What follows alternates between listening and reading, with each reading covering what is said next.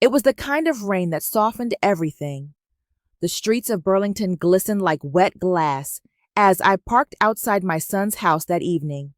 I was 64, a retired literature teacher with too much time to remember the details of a life that felt both long and fleeting. My name is Carenza Rhodes. For most of my life, I believed that grief had made me stronger. That night, I learned grief can also be blind. The porch light flickered when I rang the bell.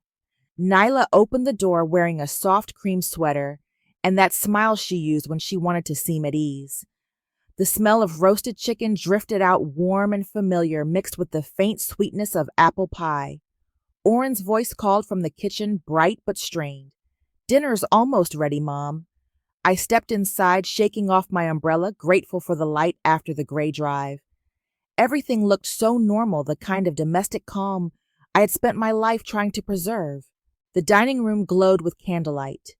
Music played low from a speaker, a soft piano piece I did not recognize. Neela poured me a glass of wine and gestured toward the table. I smiled until I noticed something that caught in my chest. 4 places had been set. 4 plates, 4 glasses, 4 neatly folded napkins. There were only 3 of us. I tried to brush it off.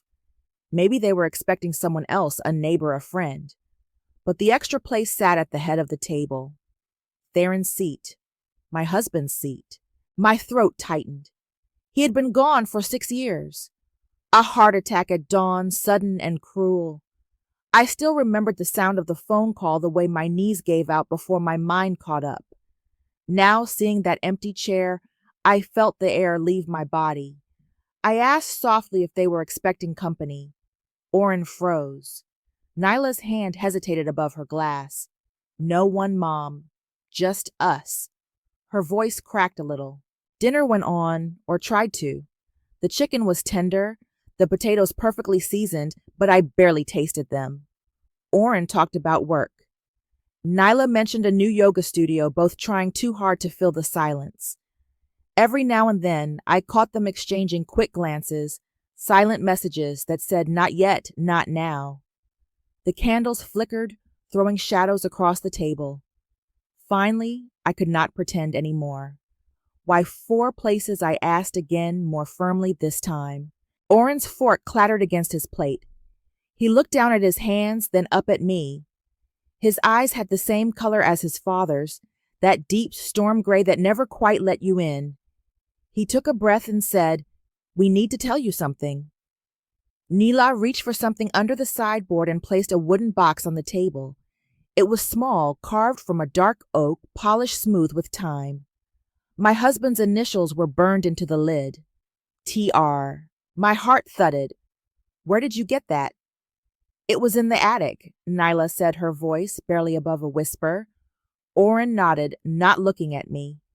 He said we should wait until tonight. That it was time. The lid creaked when I opened it. Inside was a folded newspaper clipping, an old photograph, and an envelope yellowed with age. I picked up the photo first.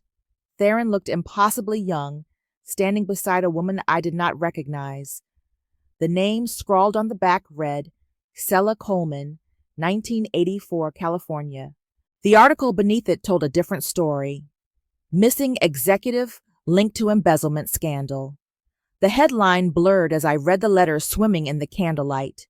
The name beneath it was not Theron Rhodes. It was Thomas R. Callahan, the same initials. My husband's handwriting had marked a small X beside the article's date. I felt the room tilt. My son's voice came through the fog. "We did not know what it meant until last week. We thought you deserved to know." I wanted to speak, to ask 1,000 questions, but my tongue felt heavy. Outside, the rain grew louder, drumming against the roof. The house suddenly seemed too quiet, the kind of silence that waits for something to happen. Then came the sound. A knock at the door. Firm, rhythmic. The kind of knock that does not belong to a neighbor. Orrin went pale. Nyla's wineglass trembled in her hand. The knock came again, louder. Orrin leaned across the table, his voice low and shaking. "They have found us." For a moment, everything froze. The candles flickered. The wind pressed against the windows. I sat perfectly still, one hand gripping the wooden box, feeling the engraved letters of my husband's name beneath my fingers. The third knock echoed through the house. I looked at my son, his fear mirroring my own, and understood that our lives had just changed forever. The apple pie on the counter still smelled sweet, but the sweetness no longer belonged to us. The candlelight danced one last time against the wall before a gust of wind snuffed it out. In that instant of darkness, I knew that nothing about my marriage or my family had ever been what it seemed. The first knock had barely faded when Orrin grabbed my hand and pulled me from the table. His voice shook as he whispered that we had to go. There was no time to ask questions. We slipped through the kitchen and out the back door into the cold rain. The front porch light glowed behind us while voices murmured somewhere close. Whoever they were, they knew our names. We ran across the yard, shoes sliding through wet grass, until the familiar outline of Hal Carter's house came into view. Orrin knocked hard, and Hal appeared in his robe, silver hair damp from the draft. His eyes widened when he saw me. He let us in without a word. The old house smelled of cedar and pipe smoke, a scent that instantly pulled me back years. Orrin locked the door. Hal's gaze dropped to the wooden box in my arms, and he sighed like a man who had been waiting for this moment. He said Theron had come to see him a few months before his death, leaving instructions to protect me if strangers ever appeared. I could barely process his words. It felt impossible that my husband had known something like this would happen. Hal poured tea with steady hands and told us Theron had feared powerful people, the kind who erase the truth instead of facing it. I opened the box again. Beneath the newspaper clipping lay a black notebook filled with numbers, a signed contract under the name Isella Coleman, and a folded map with red ink circling Whisper Lake storage unit. My stomach turned. The paper was creased from handling, as if Theron had studied it many times. Orrin's frustration broke through his fear. He demanded to know what kind of man his father had really been. I could not answer. I only knew the man I had loved had built a wall of secrets around us. Hal warned that calling the police might make things worse. I believed him. The rain hit the windows like 1,000 quiet knocks, and in that moment I understood that running would never bring peace. I closed the box and met Orrin's eyes. "We are going to Whisper Lake," I said. He hesitated, then nodded. Hal looked away, but I saw the faintest trace of relief cross his face. Outside, the rain was easing, and the clock on Hal's mantel read 10:45 p.m. Whatever waited for us at that lake was part of Theron's truth, and I was ready to face it. The library was nearly empty when we arrived. It was late, and the air smelled of dust and paper. Orrin carried the wooden box while I held the folded map inside my coat. The librarian pointed us toward the archives, and we walked in silence down a long corridor lit by a single row of lamps. The hum of old machines filled the room, steady and soft like the rhythm of breathing.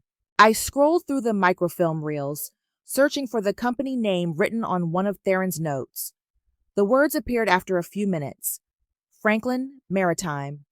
The headline read, "Investigation continues. Whistleblower missing." My stomach clenched as I read the article. It described a man who had exposed illegal dumping in the Atlantic and offshore accounts used for laundering money. The report said the whistleblower vanished after giving evidence to the authorities. The date matched the year Theron disappeared from his own life. I studied the blurred photograph. It was him. He had changed his name, left his past behind, and never told me why. All the years I thought he had betrayed us, he had been protecting us instead. The realization left me still hollow and alive all at once. Orrin leaned closer, his voice low, saying his father must have been running from the people he exposed. I nodded. It was the only truth that made sense. The library lights flickered. My phone buzzed in my pocket. When I answered, there was only breathing at first, then a woman's voice, cold and sharp. You have something that belongs to me. Return it." The words were followed by a long silence before the call ended. I did not need to ask who it was. Isella Coleman had found me. I stood in the quiet hall for a long moment, my hand still holding the phone. Then I went back to Orrin. He wanted to leave, but I told him no. Theron had given everything to bring the truth to light. Running now would only bury it again. I looked at his photo one more time, the man who had risked his life for hours. The fear was still there, but beneath it was something new. I was done surviving. It was time to fight for what he died protecting. The next morning, Orrin and I met a woman waiting by the edge of the town square. She was in her early 30s, wearing a dark coat and carrying a briefcase that looked older than she was. She introduced herself as Julia Reyes, a lawyer from Boston. Her voice was calm, but held an urgency I could not ignore. She said she had been hired by Theron Rhodes years ago to protect me if anything ever happened to him. Orrin looked skeptical, but something about her steady eyes made me believe her. Julia said the wooden box I found was never meant to hold the real evidence. It was a decoy designed to draw attention away from what truly mattered. The actual files, she said, were secured in a safe deposit box at a private bank under a false name. She showed me a document with Theron's handwriting and his signature at the bottom. Seeing his writing again sent a sharp ache through my chest. We followed Julia to the bank, a quiet building of stone and glass. Inside, the air smelled of metal and paper. The clerk led us to a narrow room with a single table and a locked steel box. Julia slid the key across to me. I hesitated, then turned it. The click sounded heavier than it should have. Inside were stacks of folders wrapped in wax paper, an audio cassette, and a small envelope marked with my name. I opened it first. Inside was a note written in Theron's familiar script. "If you are reading this, it means they came too close. Protect Orrin and finish what I started. I will always be with you." I could barely breathe as Julia played the cassette on a portable recorder. The tape hissed for a moment before a voice filled the room. Isella Coleman was speaking, her tone sharp, angry, unmistakable. She mentioned offshore accounts, falsified ledgers, and payoffs to federal inspectors. Then she said his name, Theron Rhodes. She accused him of stealing her files to expose her operation. The recording ended abruptly with the sound of a door slamming. Orrin sat back silent. Julia looked at me with quiet sympathy. I realized the man I thought I knew had not disappeared to hide his guilt. He had vanished to shield us from it. He had lived under another name, carried secrets no one should bear, and loved me enough to let me believe he was gone. For years I had mourned the wrong story. Now I finally understood the truth, and it hurt in a way that also felt like freedom.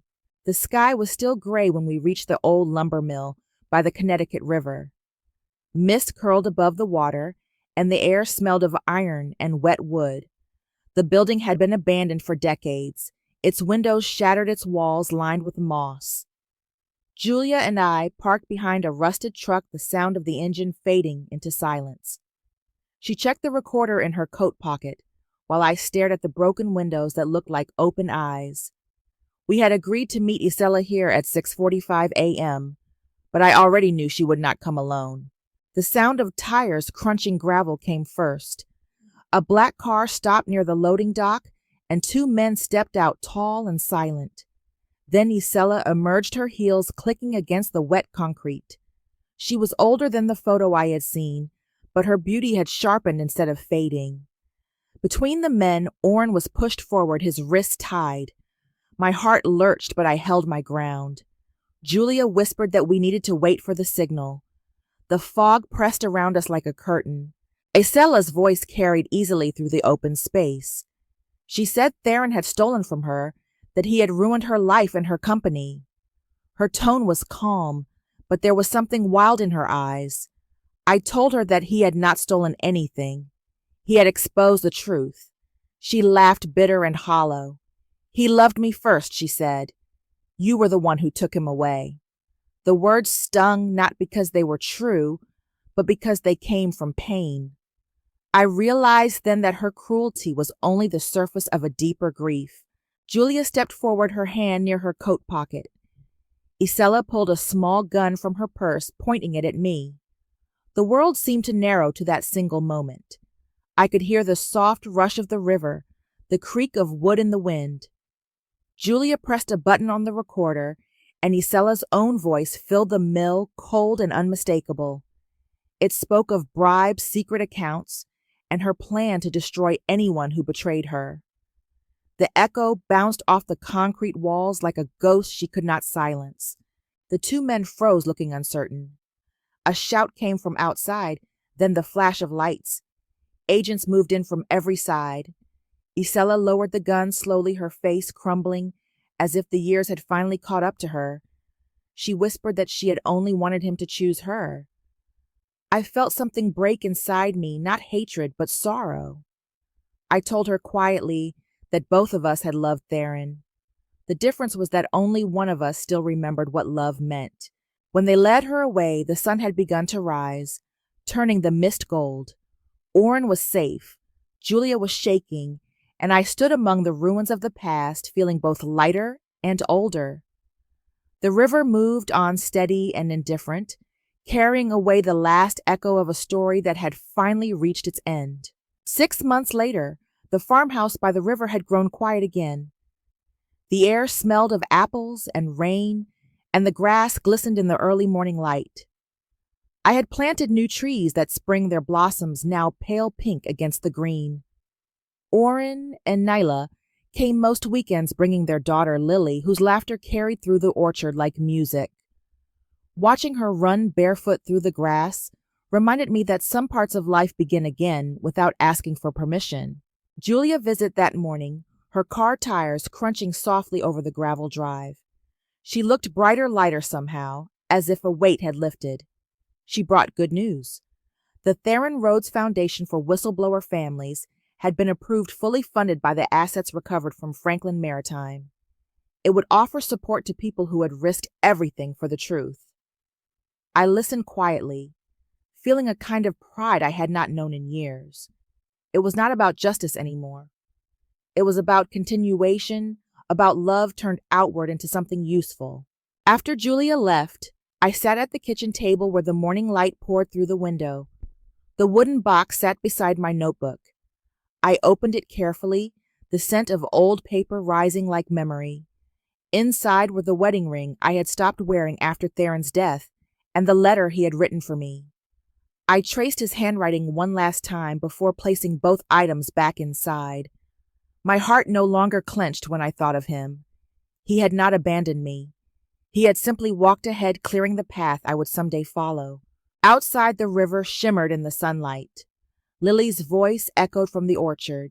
I closed the box, let the light warm my hands, and whispered a quiet thank you to the man who had taught me that love, in its truest form, never really leaves.